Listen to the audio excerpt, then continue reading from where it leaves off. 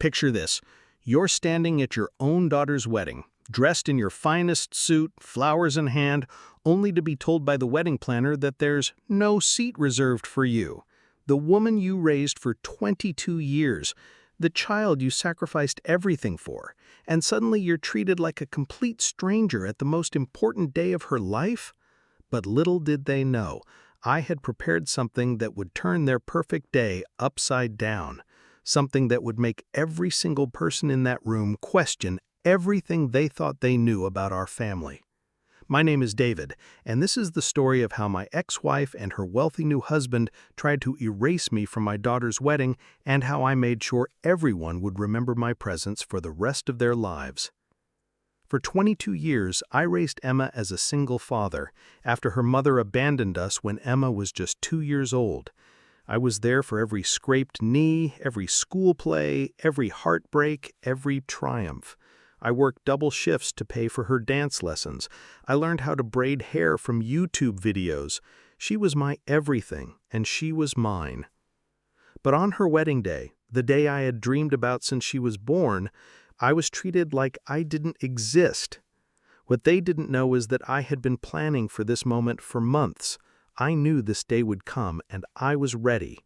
By the time the music started and the lights dimmed, the entire wedding reception would be staring at me, and my ex-wife's face would be whiter than the bride's dress. The truth has a way of surfacing when you least expect it, and sometimes the best revenge is simply letting everyone see what really happened. But I'm getting ahead of myself. Let me start from the beginning, because this story will make you believe in justice again. I'm David Richardson, 48 years old, and I own a small electrical contracting business here in Ohio. Nothing fancy, but it's honest work that put food on the table and kept a roof over our heads. For the last 22 years, I've been both father and mother to my daughter Emma, and let me tell you, it wasn't easy, but it was the greatest privilege of my life. When my ex-wife Sarah left us when Emma was just 2 years old, I thought my world had completely ended. One day I came home from work and there was just a note on the kitchen counter. I can't do this anymore.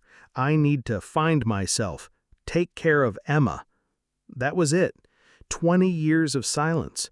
No birthday cards, no Christmas calls, no explanation to a little girl who kept asking when Mommy was coming home. But you know what? Emma and we figured it out together. I learned how to do pigtails, badly at first, but I got better. I attended every parent-teacher conference, every dance recital, every soccer game. When she had her first heartbreak at 16, I sat with her on the couch eating ice cream and watching romantic comedies until 3 in the morning, even though I had to be at work at 6. We had our traditions, Emma and I. Every Sunday morning, we'd make pancakes together. Her job was the chocolate chips. Mine was flipping them without making a mess of the kitchen. Every Friday night was movie night. I let her pick the movies, even when it meant sitting through the same princess film 50 times. When she got older, we'd debate the endings of complicated dramas like we were film critics. I worked extra hours, took on weekend jobs, did whatever it took to make sure she never felt like she was missing anything because her mother wasn't around. When she wanted to take ballet, I learned the terminology so I could ask intelligent questions after her classes. When she joined the debate team, I became her practice partner, arguing about topics I knew nothing about just so she could perfect her rebuttals. College tuition? I had been saving for that since she was 5 years old. Every extra dollar went into her education fund. I drove the same beat-up truck for 15 years so she could go to the university of her dreams without taking on debt. The day she graduated with her degree in marketing, summa cum laude, I cried like a baby in that auditorium. She was my pride and joy, my entire world. Then 2 years ago, everything changed. Sarah waltzed back into our lives like she'd just been gone for the weekend instead of 20 years. She had married Richard Blackwell, a wealthy real estate developer with more money than I could ever imagine. Suddenly, she wanted to reconnect with Emma, to build a relationship with the daughter she had abandoned.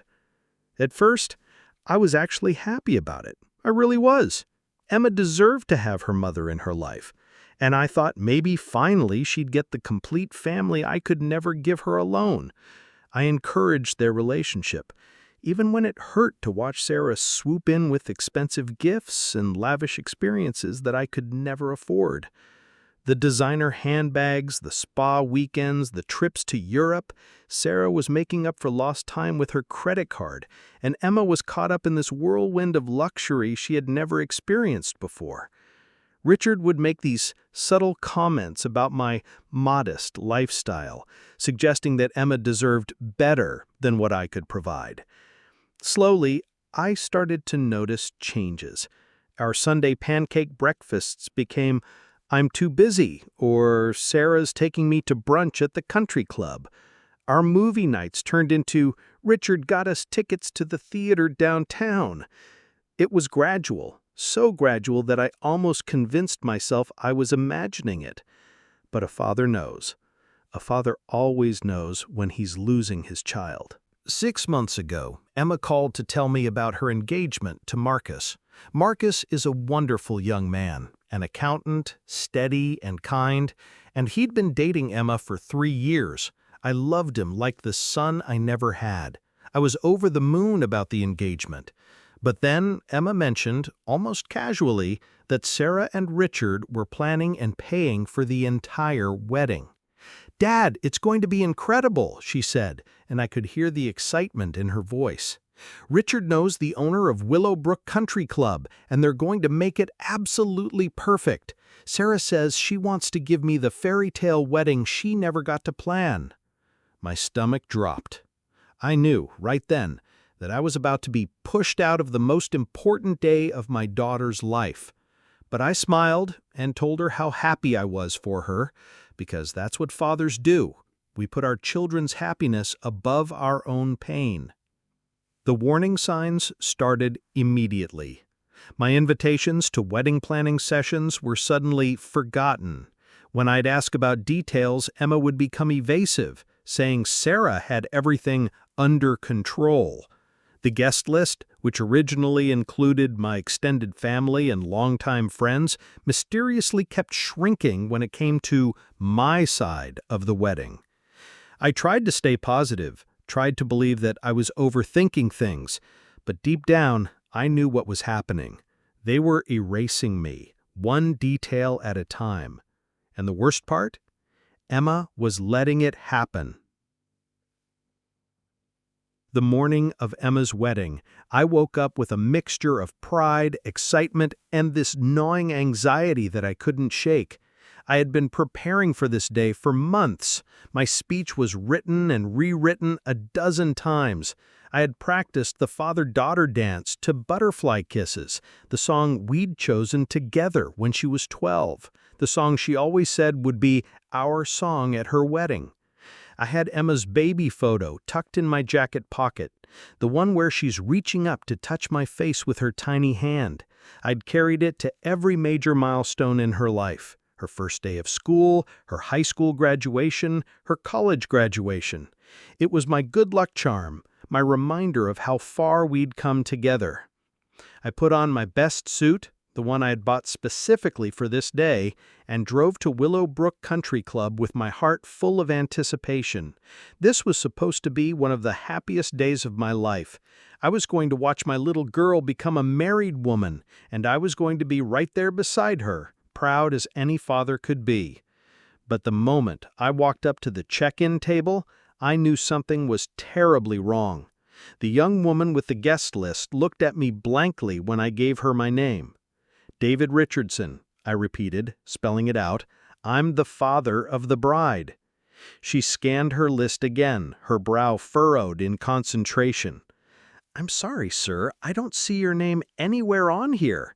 Are you sure you're at the right wedding?" My blood ran cold. "This is the Richardson-Marcus wedding, correct? Emma Richardson is my daughter." Other guests were starting to stare at me as they walked past us into the venue. I could feel my face burning with embarrassment, but I kept my voice calm. There had to be a mistake. There had to be some reasonable explanation. Let me get the wedding planner, the girl said, looking increasingly uncomfortable. Just, just wait here for a moment. I stood there, watching Emma's friends and Marcus's family members walk into my daughter's wedding while I waited in the lobby like some kind of party crasher. People I'd known for years gave me confused looks, clearly wondering why I wasn't inside with the other family members. Finally, the wedding planner appeared, gliding across the marble floor in her expensive dress, looking like she'd rather be anywhere else on earth. But there was something in her eyes, not confusion, not surprise. She knew exactly what was happening. "Oh, David," she said with fake concern, her voice dripping with condescension. "Didn't Emma tell you? We had to make some very difficult decisions about the guest list." I felt like I'd been punched in the stomach. "What are you talking about, Sarah? I'm her father."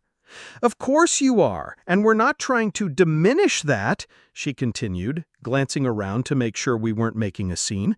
"But you have to understand, Richard's business associates needed priority seating, and the country club has very strict capacity limits. We simply couldn't accommodate everyone we wanted to invite."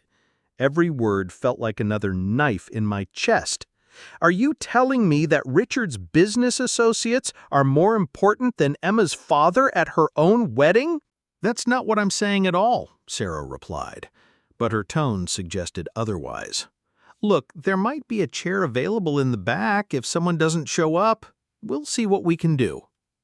A chair in the back. If someone doesn't show up. This woman was talking about seating me at my own daughter's wedding like I was some distant acquaintance who might get lucky with a last-minute invitation. That's when I saw Emma approaching, absolutely radiant in her wedding dress.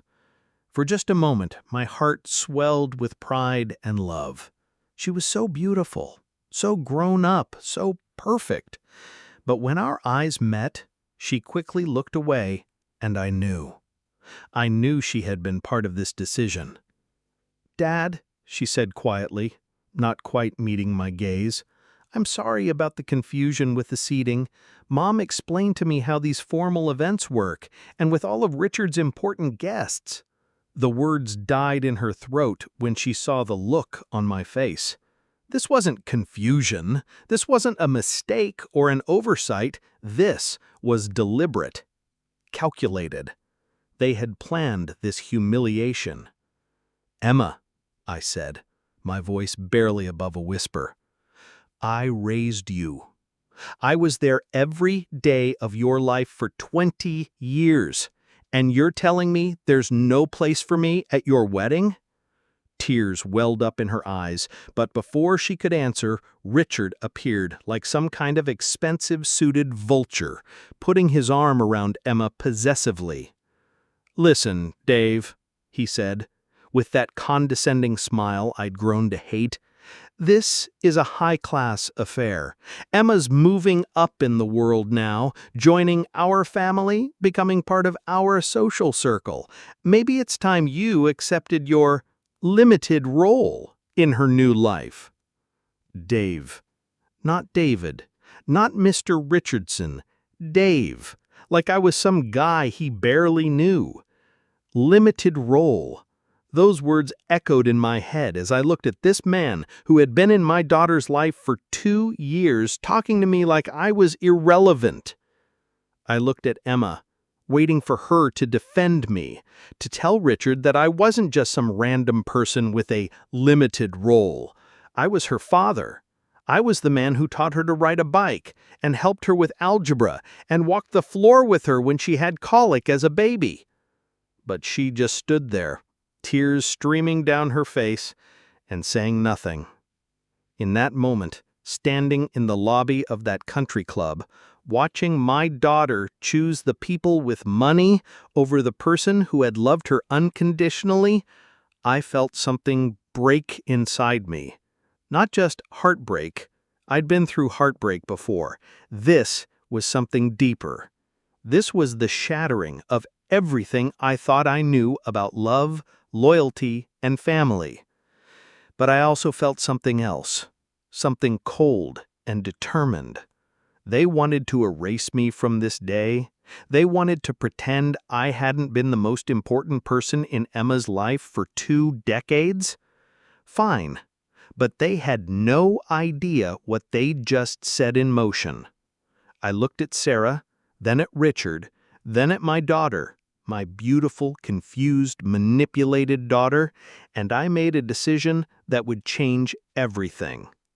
"You know what?" I said, my voice steady and calm. "I am absolutely right. I should accept my role in Emma's new life." I turned and walked towards the ceremony space, leaving them standing there probably thinking they'd won. What they didn't know was that I had been preparing for this possibility for months. What they didn't know was that their high-class affair was about to become something none of them would ever know. The game had changed, and I was ready to play. I found myself a spot in the very back of the ceremony space, standing behind the last row of chairs like some kind of wedding crasher. The irony wasn't lost on me. At my own daughter's wedding, I had a worse view than the photographer's assistant. From where I stood, I could see everything with painful clarity. The front rows were filled with Richard's business associates and their wives, all dressed in expensive suits and designer dresses, most of whom had never even met Emma before Sarah re-entered her life. In the seats that should have been reserved for my family, my sister, my parents, Emma's godparents, sat strangers. My longtime friend Jerry, who had somehow managed to stay on the guest list, caught my eye from his seat in the middle section and gave me a look that said everything. He was as disgusted by this situation as I was, but there was nothing either of us could do without causing a scene that would ruin Emma's ceremony. The processional began, and I watched Marcus take his place at the altar.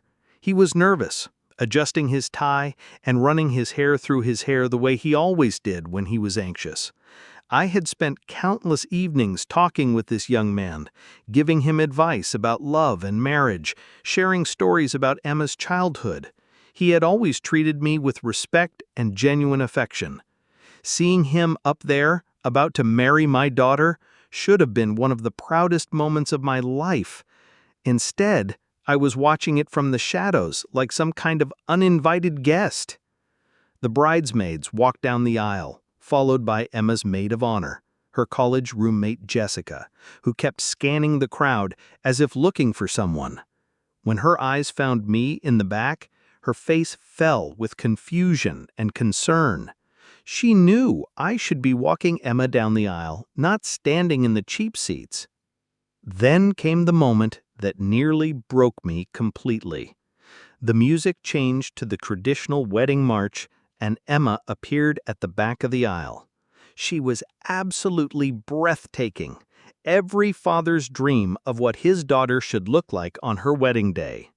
For just a second, she looked around the crowd, and I knew she was looking for me.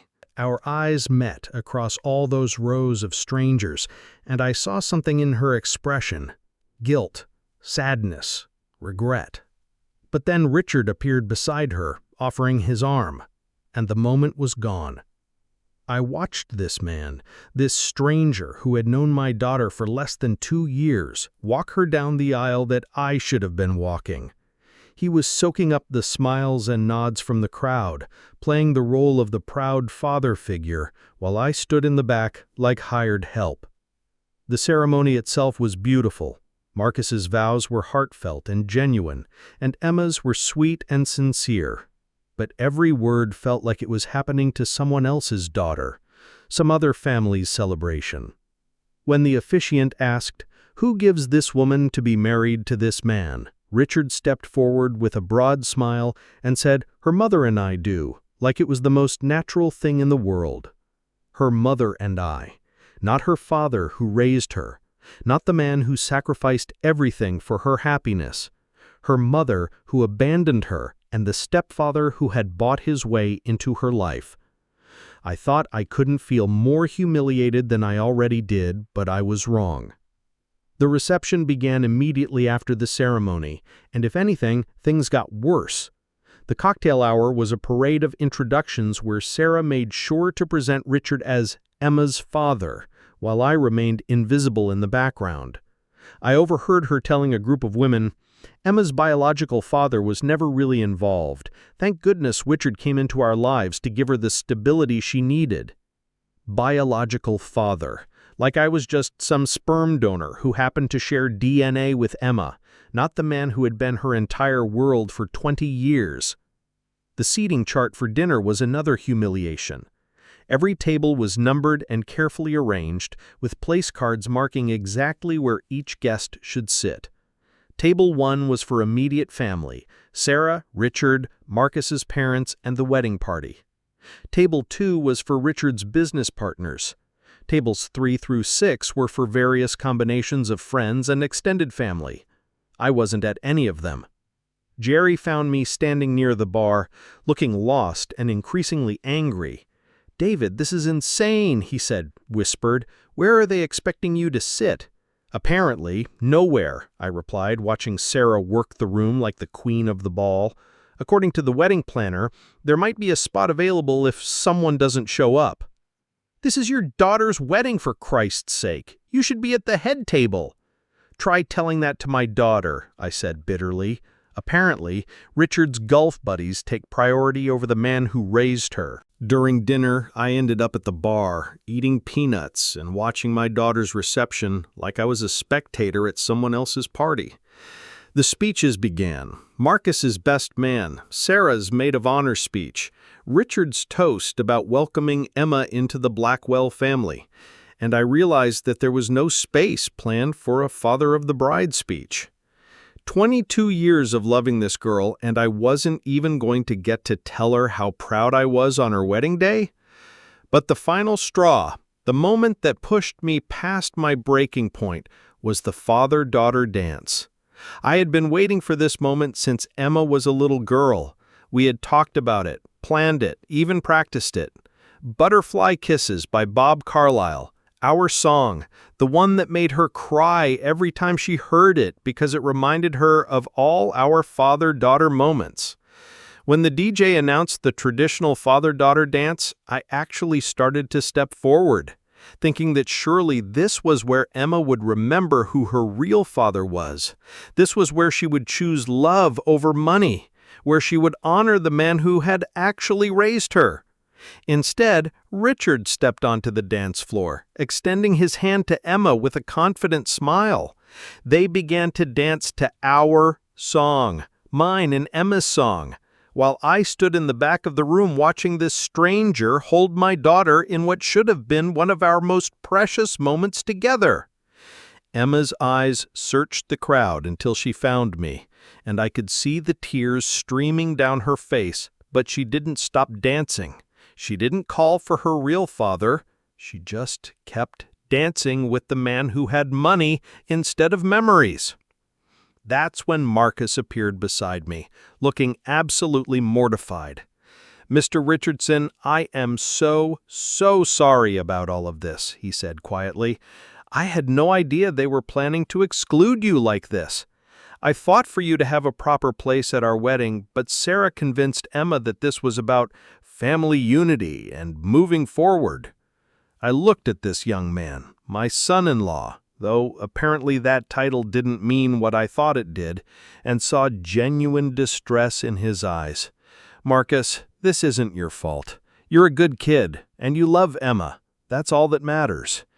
"It's not all that matters," he insisted. "You're her father. You raised her. You love her. You deserve better than this. I want you to know that I've been trying to change Emma's mind about a lot of things lately. Sarah has been filling her head with ideas about image and social status, and it's not the Emma I fell in love with." Before I could respond, Jerry appeared with some disturbing news. He had been mingling with the other guests, keeping his ears open, and what he'd learned made my blood boil. "David, you need to know what they're really planning," he said in a low voice. "I overheard Sarah talking to some of the other women. This isn't just about the wedding. They're planning to phase you out completely. Sarah has been telling people that you were never really involved in Emma's upbringing, that you were more like a babysitter than a father. What else? I asked, though I wasn't sure I wanted to hear the answer. They want Emma to change her name legally to Emma Blackwell, not Emma Marcus, not Emma Richardson Marcus, Emma Blackwell, like she was Richard's daughter all along. And there's talk about grandchildren. When Emma and Marcus have kids, Sarah wants them to call Richard Grandpa, and you, well, you'd be Uncle David or something like that. The room started to spin. They weren't just trying to erase me from Emma's wedding day, they were trying to erase me from her entire future, from her children's lives, from the family legacy I had built with 22 years of unconditional love. That's when I heard the final insult, the words that made my decision crystal clear.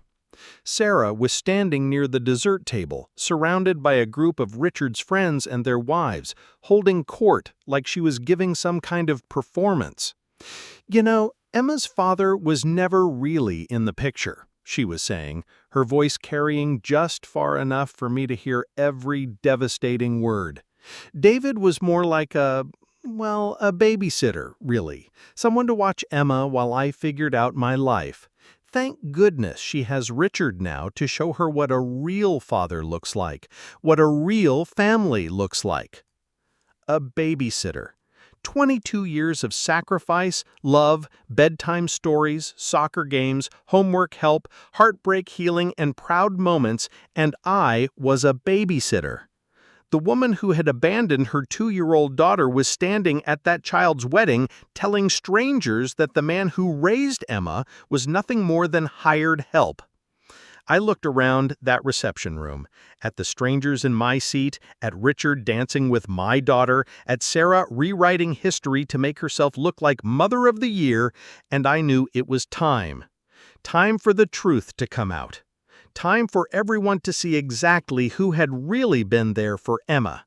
Time for my carefully laid plans to unfold. I had been preparing for this moment for months, and now it was time to show them exactly what they were trying to erase. The game was about to change, and I was ready to play my final hand.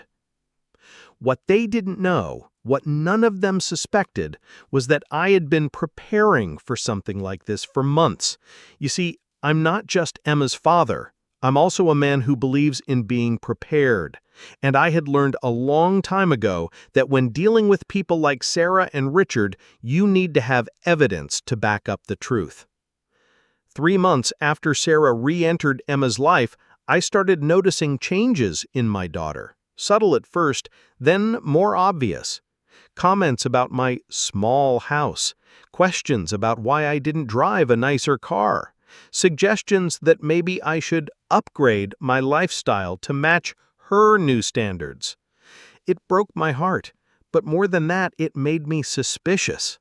So I did what any concerned father would do. I hired a private investigator. I know how that sounds, but hear me out. I needed to know what Sarah was really up to, what her long-term plans were, and whether Emma was in any kind of danger from these people. What I discovered was worse than I had imagined. Sarah had a pattern. This wasn't her first time manipulating a situation to her advantage. The PI found 2 other instances in Richard's past relationships where Sarah had systematically isolated children from their biological parents, always with the goal of creating a perfect family image that served Richard's business interests.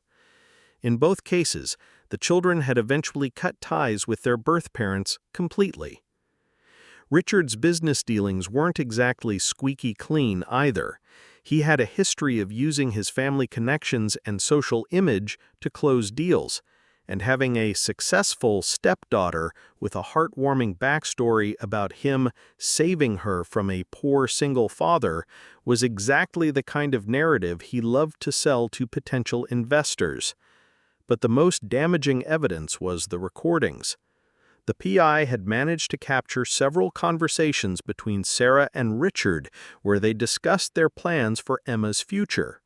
Plans that included gradually erasing me from her life, changing her last name to Blackwell, and eventually having their future grandchildren call Richard Grandpa while I became Uncle David, if I was lucky enough to remain in the picture at all.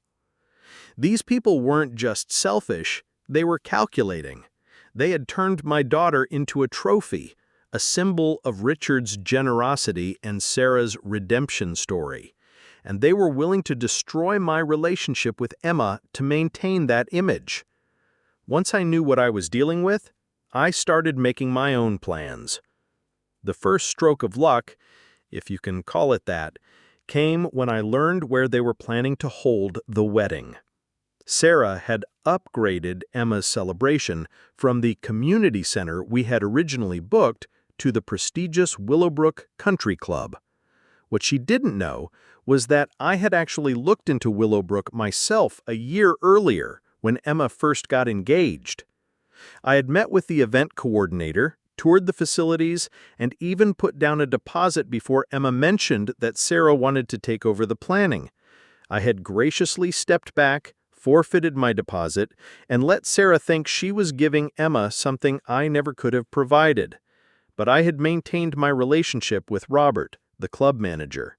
He was a good man, a father himself, and when I explained the situation to him, he was both sympathetic and helpful. More importantly, he understood that sometimes family dynamics require creative solutions.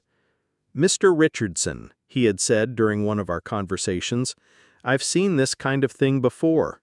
Wealthy step-parents trying to rewrite history, making the biological parent feel like an outsider. It's heartbreaking and it's wrong. If there's anything I can do to help you maintain your relationship with your daughter, just let me know." That's when I told him about my idea for a special presentation. For months, I had been working on what I called a multimedia tribute to Emma. Officially, it was going to be a surprise presentation for the bride, a touching father-daughter retrospective that would be shown during the reception. I worked with the club's AV technician, a young man named Tommy, who was putting himself through college and appreciated the extra money I paid him for his discretion and technical expertise. The presentation itself was my masterpiece. 22 years of love condensed into a 15-minute journey through Emma's life, but not the sanitized, Instagram-perfect version that Sarah was trying to create. The real version. It started with home videos from Emma's toddler years, her first steps, her first words, her endless chatter about everything and nothing. Videos of her calling "Daddy, Daddy," and running toward the camera with her arms outstretched. Sarah wasn't in any of those videos because Sarah wasn't there. Then came the photos, thousands of them. Me teaching Emma to ride her bike, both of us covered in flour from a failed pancake experiment. Emma asleep on my lap during movie nights. Her first day of school, with me kneeling down to adjust her backpack, and both of us grinning at the camera. Every dance recital, every soccer game, every school play, and in every single one, there was only one parent in the audience. The audio was even more powerful. I had recordings of young Emma's voice, not professional recordings, just casual moments I had captured on my phone over the years. Emma at age 4, talking about how her daddy was the best daddy in the whole world because he made the funniest voices when he read her bedtime stories. Emma at 7, explaining to someone on the phone that she didn't have a mommy, but she didn't need one because her daddy was better than 2 parents. Emma at 12, practicing her speech for the father-daughter dance at her friend's quinceañera. "I'm so lucky to have a dad who loves me enough to learn to dance, even though he's really, really bad at it." Emma at 16, after her first heartbreak, recorded on my phone without her knowledge as she thanked me for staying up all night with her. "Dad, I know I don't say it enough, but you're amazing. I don't know how you do it, being both parents, but you never make me feel like I'm missing anything. I love you so much." The most recent recording was from just 6 months ago, before Sarah's influence had completely taken hold. Emma and I were looking through old photo albums, and she had said, with tears in her eyes, "Dad, when I get married, I want everyone to know how lucky I am to have had you as my father. I want them to see what real love looks like." 6 months. That's how long it had taken them to make her forget. But the centerpiece of the presentation was the documentation. Report cards from elementary school through high school graduation, every single one listing David Richardson as the primary contact, the emergency contact, the only parent. Award certificates with my name as the proud father witnessing her achievements.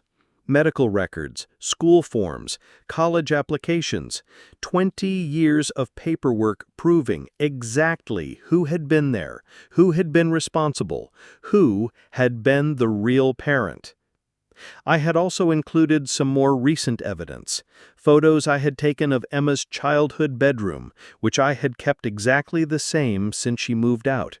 Her stuffed animals, her books, her artwork still hanging on the walls.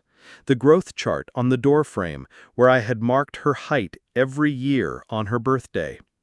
The photo collages she had made as a teenager, filled with pictures of father-daughter adventures and captioned with things like, "My hero," and "Best dad ever." The final element was a timeline. A simple, factual timeline showing exactly where everyone had been during the important moments of Emma's life. Sarah's 20-year absence was starkly obvious when laid out chronologically. Tommy had helped me create a professional quality presentation with music, smooth transitions, and perfect timing. It looked like something a wedding videographer might have created, which was exactly the point. No one would question it until it was too late to stop it. But I had backup plans too. Multiple copies of the presentation stored in different locations. Jerry was prepared to create a distraction if Sarah or Richard tried to stop it early. Marcus, though he didn't know the full extent of what I had planned, had agreed to support me if I needed to make an announcement at some point during the reception. Even some of the wedding staff were on my side. The servers, the bartenders, even the photographer, most of them were parents themselves, and when they saw how I was being treated, they quietly let me know they were rooting for me. The hardest part wasn't the technical preparation or the planning. The hardest part was wrestling with my conscience. Was I doing the right thing? Was I about to ruin Emma's wedding day to serve my own wounded pride? Would this presentation help her remember our bond, or would it drive her even further away? I spent countless sleepless nights debating with myself. Jerry tried to convince me that sometimes you have to fight fire with fire, that Sarah and Richard had started this war, and I was just defending myself. Marcus, in his more candid moments, admitted that he thought Emma needed to be reminded of who she really was before she lost herself completely in Sarah's manipulation. But the deciding factor was something Emma herself had said to me months earlier, during one of our last honest conversations. We had been talking about her childhood, and she had gotten emotional thinking about all the sacrifices I had made. "Dad, promise me something. If I ever forget how much you love me, if I ever take you for granted or let other people make me forget who we are to each other, promise me you'll find a way to remind me. Don't let me become someone who would hurt you, because that's not who you raised me to be." That promise was what gave me the strength to go through with my plan. I wasn't trying to hurt Emma or ruin her wedding. I was trying to save her from people who were turning her into someone she never wanted to be. The presentation was loaded and ready. Tommy had tested it 3 times to make sure there would be no technical difficulties. Robert had confirmed that the timing would be perfect, right after dinner when everyone would be settled and attentive before the evening wound down too much. As I stood in the back of that reception room, watching Sarah tell strangers that I had been nothing more than a babysitter, I knew the moment had arrived. It was time to show everyone the truth. It was time to honor my promise to Emma, to remind her who she really was, who we really were to each other. I caught Robert's eye across the room and gave him the subtle nod we had agreed upon. He nodded back and began moving toward the AV booth. It was time. The moment I had been preparing for months had finally arrived. As the evening settled into that comfortable post-dinner lull, with guests chatting over coffee and dessert, I watched Robert make his way to the microphone at the front of the room. My heart was pounding so hard I was sure everyone could hear it, but my resolve had never been stronger. This wasn't about revenge anymore. This was about truth. This was about love. This was about making sure that 22 years of devotion wouldn't be erased by 2 years of manipulation. Robert tapped the microphone, and the gentle feedback got everyone's attention. Conversations died down as guests turned toward the front of the room, expecting another toast or perhaps an announcement about the evening's schedule. "Ladies and gentlemen," Robert began with his professional smile, "we have a very special presentation for the bride this evening. This is a tribute to Emma's journey through life, prepared by someone who has been there for every step of the way."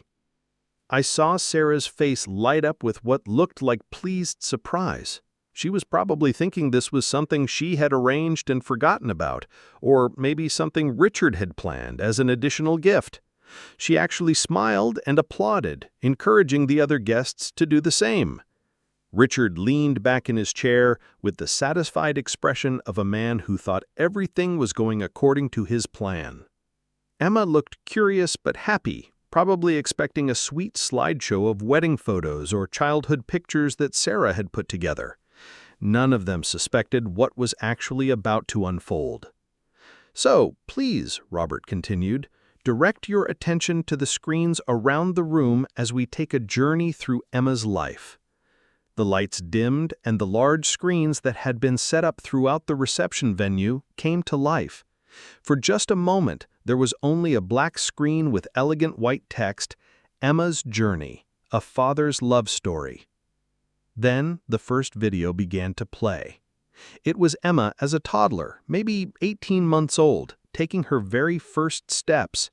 But this wasn't some professional recording. This was grainy home video footage, clearly shot by someone kneeling on the living room floor. You could hear my voice, younger and more excited, saying, "Come on, baby girl, come to daddy, you can do it." And there was tiny Emma, wobbling and giggling, wearing nothing but a diaper and a huge smile, taking those precious first steps right into my outstretched arms. The audio captured my laughter and the pure joy in my voice as I swept her up and spun her around. "You did it! You walked! Daddy is so proud of you!" The room fell completely silent. This wasn't what anyone had been expecting. The video continued with a montage of Emma's early years, her first words, which were "Dada," followed by what sounded like a very determined "pancake," her first attempts at riding a tricycle, bath time giggles, and countless moments of a father and daughter discovering the world together.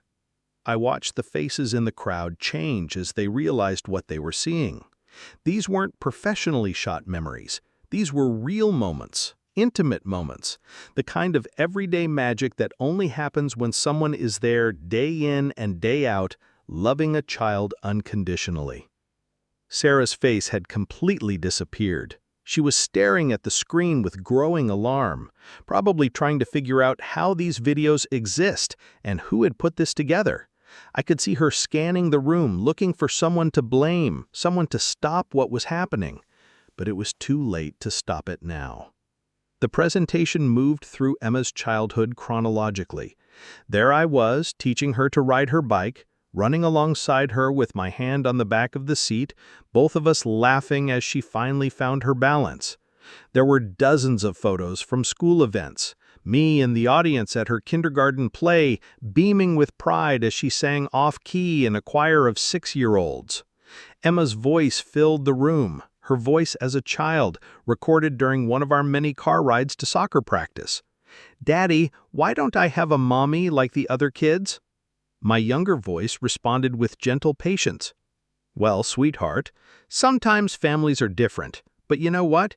You have something really special. You have a daddy who loves you twice as much to make up for it." "Twice as much?" little Emma asked. "Twice as much," I confirmed. "Maybe even 3 times as much." "That's a lot of love," Emma giggled. "The most love in the whole world," I agreed. The guests were mesmerized now, completely drawn into this intimate portrait of a father raising his daughter alone. I could see people wiping their eyes, mothers and fathers recognizing the universal experiences of parenthood, the daily sacrifices and small miracles that make up a child's life. But Sarah was no longer just concerned. She was panicking. She stood up from her chair and started making her way toward the AV booth, probably planning to demand that the presentation be stopped immediately. Richard was right behind her, his face dark with anger. That's when the presentation shifted to Emma's school years, and the impact became even more powerful. Photo after photo of parent-teacher conferences, school plays, soccer games, dance recitals, and in every single one, there was only one parent present. Me. Always me. Sitting in the audience alone, but always there, always present, always proud. Report cards flashed on the screen, each one signed by David Richardson in the parent signature line. Emergency contact forms, permission slips for field trips, medical forms. 20 years of paperwork that told the real story of who had been raising Emma. "This is inappropriate," Sarah hissed, loud enough for nearby guests to hear. "Turn it off right now!" But Robert, bless him, pretended not to hear her over the presentation audio. The guests were too absorbed in what they were watching to pay attention to Sarah's protests. The timeline was devastating in its simplicity, a clean, factual representation of Emma's life events with dates and attendance records. First day of kindergarten, David Richardson present. Sarah Richardson, no contact information available. School Christmas pageant, first grade, David Richardson in attendance. Sarah Richardson, whereabouts unknown. It went on like that, year after year, event after event. The pattern was unmistakable and heartbreaking. For 18 years of Emma's life, there had been one constant presence, one unwavering source of love and support.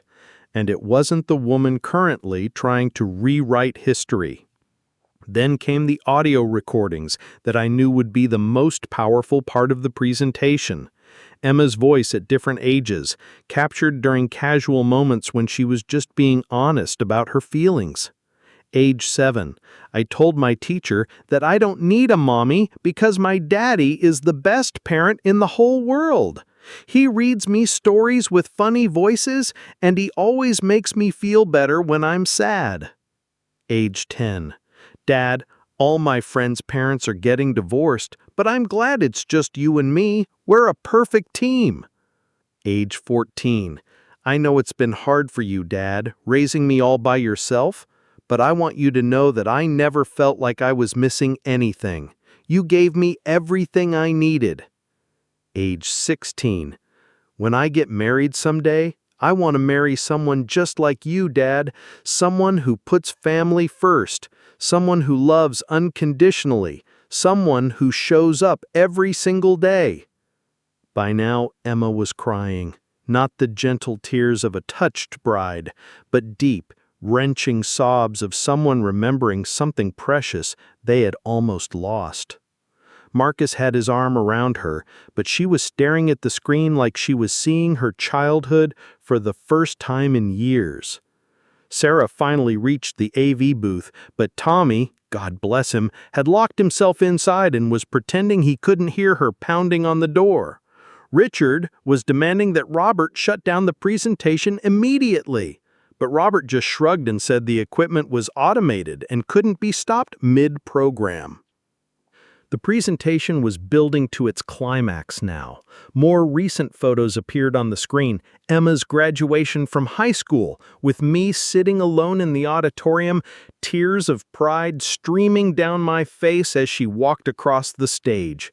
Her college graduation, where she had specifically asked me to take a photo of just the two of us, because she said, "You're the one who made this possible."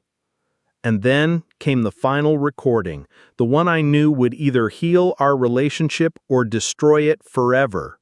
It was from just 8 months ago, before Sarah's influence had completely taken hold. Emma and I were looking through old photo albums, and she had gotten emotional thinking about our journey together. Her adult voice filled the room. "Dad, I know I don't say this often enough, but you're incredible. The way you raised me, the sacrifices you made, the love you gave me, it shaped who I am. I'm so grateful for every bedtime story, every soccer game, every time you chose me over everything else in your life." There was a pause in the recording. Then Emma's voice continued. "When I have kids someday, I want to love them the way you loved me, completely, unconditionally, without keeping score. You taught me what real love looks like, and I promise I'll never forget that." The final pause, and then the words that broke my heart all over again. "Promise me something, Dad. If I ever forget how much you love me, if I ever take you for granted or let other people make me forget who we are to each other, promise me you'll find a way to remind me. Don't let me become someone who would hurt you, because that's not who you raised me to be." The presentation ended with a simple message on the screen. Emma Richardson, beloved daughter, raised with love by her father, David Richardson. Some bonds can never be broken. Some love can never be erased. This is what real family looks like. The room was completely silent for what felt like an eternity. Then, slowly, Emma stood up from her chair. Her wedding dress rustled softly as she walked away from the head table. Away from Sarah and Richard's shocked faces, away from the life they had been trying to create for her. She walked through the silent crowd, guests parting to let her pass, tears streaming down her face as she made her way to the back of the room where I was standing. When she reached me, she threw her arms around my neck and whispered, "Daddy, I'm so sorry. I forgot. I forgot everything, and I'm so sorry." I held my daughter, my little girl who had grown up to be a beautiful woman, and felt 22 years of love wash over us both. "I never forgot," I whispered back. "I could never forget." The entire reception was watching us now, and I could see understanding dawning on face after face. These people had just witnessed the real story, the true story of Emma's life. They had seen what love actually looked like, what sacrifice and devotion meant, what it meant to be a real father. Sarah was standing near the head table, her face white with rage and humiliation. Richard was beside her, looking like he wanted to disappear into the floor. Their carefully constructed narrative had just been shattered in front of everyone who mattered to them. But I didn't care about Sarah and Richard anymore. I only cared about Emma and the way she was holding on to me like she never wanted to let go. "Can you forgive me, Dad?" she whispered. "Can we start over?" "There's nothing to forgive," I told her, meaning every word. "You're my daughter. That will never change no matter what." And in that moment, surrounded by a room full of witnesses, I got my daughter back. The rest of the evening was like something out of a movie, but not the kind of movie Sarah and Richard had been trying to create. This was better. This was real. Word of what had just happened spread through the reception like wildfire. Guests who had been politely confused by my presence earlier were now approaching me with handshakes, hugs, and apologies. People were sharing their own stories about my relationship with Emma, memories I didn't even know they had. Mrs. Henderson, Emma's third-grade teacher, told everyone within earshot about how I had volunteered to be the class parent for every field trip because Emma's father never wanted her to feel different from the other children. Marcus's mother, tears in her eyes, admitted that she had been confused by the seating arrangements and had wondered why Emma's father wasn't at the family table. "Now I understand what kind of man raised the wonderful woman my son married," she said, giving me a hug that felt like acceptance into a family I thought I'd lost. Even some of Richard's business associates, the people whose seating had supposedly been more important than mine, seemed uncomfortable with what they had just learned. A few of them quietly approached me to say they had no idea about the situation and that they would have insisted I be properly seated if they had known. But the most meaningful moment came when Emma asked the DJ to play a special song. "Ladies and gentlemen, I'd like to have the father-daughter dance that should have happened earlier this evening." The opening notes of Butterfly Kisses filled the room, our song, the one we had chosen together when she was 12, the song we had practiced dancing to in our living room when she was a teenager. As we took the dance floor together, every person in that reception hall stood up and watched us, not because they had to, not because it was expected, but because they were witnessing something real and beautiful, the love between a father and daughter that had survived manipulation, betrayal, and the test of time. "I remember everything now, Dad," Emma whispered as we danced. "The pancake sundaes, the bedtime stories, the way you learned to braid my hair even though you were terrible at it. I remember how you worked double shifts to pay for my dance lessons, how you learned soccer rules so you could coach my team, how you sat up all night with me when I was sick. I remember how you cried at my high school graduation because you were so proud. I remember you learning to use social media just so you could see my college photos. I remember every sacrifice, every moment of love, every time you chose me over everything else." I couldn't speak. I could only hold my daughter and sway to the music, feeling like the luckiest man in the world. When the song ended, something incredible happened. Marcus stepped onto the dance floor and asked if he could say something to the room. "I want everyone here to know," he began, his voice carrying clearly through the microphone the DJ offered him, "that I am proud and honored to be joining the Richardson family. Mr. Richardson, David, you raised an incredible woman, and I promise you that I will spend the rest of my life making sure she never forgets how much you love her and how much she loves you." He turned to Emma and continued, "Emma Richardson Marcus, because that's who you are, and that's who I fell in love with. You are your father's daughter, and that's one of the things I love most about you." The applause was thunderous. Even some of the staff were wiping their eyes. But we weren't done yet. Emma had one more announcement to make. "I want everyone to know," she said, taking the microphone, "that my name is Emma Richardson Marcus. I am proud to be my father's daughter, and I will never change that." Again, "Richard, thank you for the beautiful wedding, but David Richardson is my father, my real father, and the only man who will ever walk me down any aisle or have that title in my life."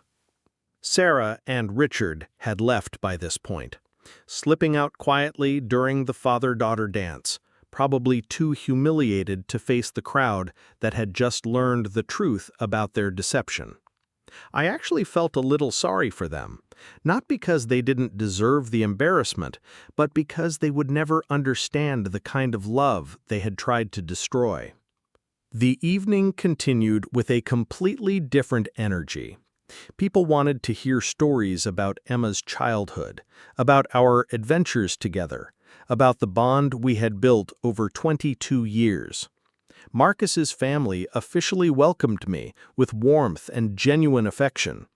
Even some of the vendors, the photographer, the florist, the caterers, came over to congratulate me and share their own observations about what they had witnessed. Jerry, who had been my co-conspirator throughout this entire ordeal, couldn't stop grinning. David, "That was the most beautiful revenge I've ever seen," he said. "You didn't hurt anyone, you didn't destroy anything. You just told the truth, and the truth was more powerful than all their money and manipulation combined." But the best part of the evening was yet to come. As the reception wound down, Emma and Marcus asked if they could speak with me privately. We found a quiet corner of the club, away from the remaining guests. "Dad," Emma began, "Marcus and I have been talking, and we want you to know that we're going to make some changes. We want to have Sunday dinners together, all three of us, every week. We want to start new traditions while honoring the old ones. We want you to be involved in every part of our life together. And when we have children," Marcus added, "we want them to know their grandfather, the man who raised their mother with such love and dedication. We want them to hear the stories, see the photos, understand what real parental love looks like." Emma reached into her purse and pulled out something that made my heart skip a beat. The childhood photo I had been carrying in my jacket pocket. The one of baby Emma reaching up to touch my face. I hadn't even realized it had fallen out during our embrace earlier. "I found this on the dance floor," she said, "and I remember how you always carried it with you to my important events. I want you to keep carrying it, Dad, and I want you to add our wedding photo to it, because this day, as complicated as it started, ended up being exactly what I always dreamed it would be, a celebration of love, family, and the bonds that can't be broken." As I drove home that night, still wearing my suit, still carrying Emma's baby photo, I reflected on everything that had happened. 6 months ago, I was terrified that I was losing my daughter forever. Tonight, I had gotten her back, and our relationship was stronger than it had ever been. Sarah and Richard had tried to erase me from Emma's story, but they had accomplished the opposite. By forcing the truth into the light, they had reminded everyone, including Emma herself, of what real love looked like. They wanted to replace me with money and status and social connections, but they only succeeded in highlighting the irreplaceable value of authentic devotion. I thought about the promise Emma had asked me to make months ago, to remind her of our bond if she ever forgot. I kept that promise not with anger or bitterness, but with love and truth, and it had worked exactly as she had hoped. The lesson I learned from all this isn't about revenge or justice, though those things had their place in this story. The real lesson is about the power of consistent love. For 22 years, I had shown up for Emma every single day. I had been present, reliable, devoted, and genuine. No amount of money or manipulation could erase that foundation of love, because real love leaves permanent marks on the heart.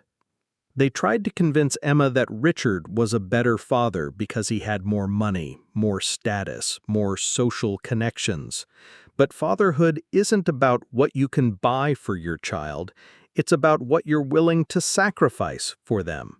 It's about being there in the ordinary moments, not just the special occasions. It's about loving them unconditionally, without expecting anything in return. Sarah and Richard learned that you can't purchase 20 years of history, and you can't buy the kind of bond that's built through daily acts of love and sacrifice. They tried to rewrite Emma's story, but they forgot that Emma had lived that story, and deep down she remembered every moment of love I had given her.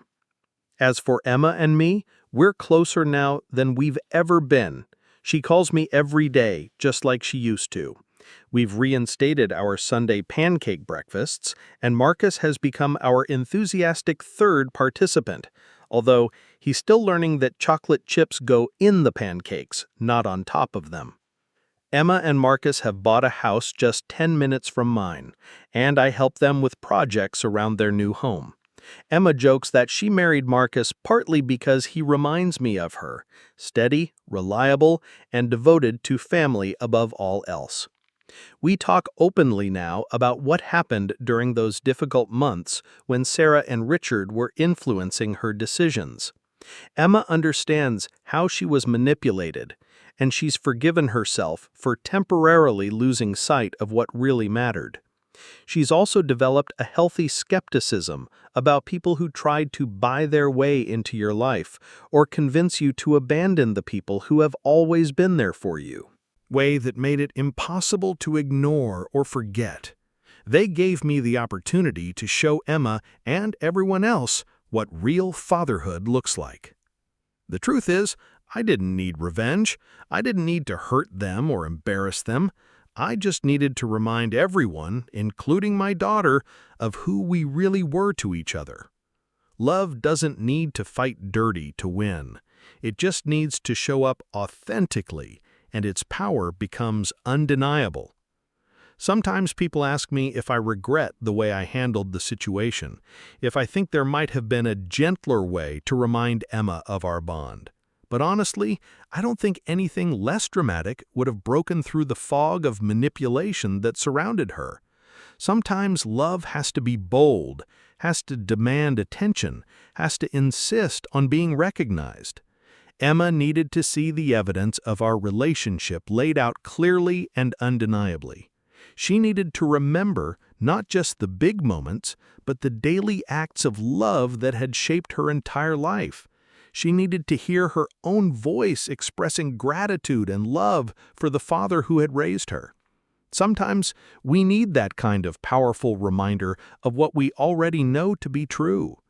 And now, as I watch Emma and Marcus build their life together, as I anticipate becoming a grandfather someday, as I continue to be the father I've always been, present, loving, and devoted, I know that no one will ever again be able to convince Emma that our bond is anything less than unbreakable.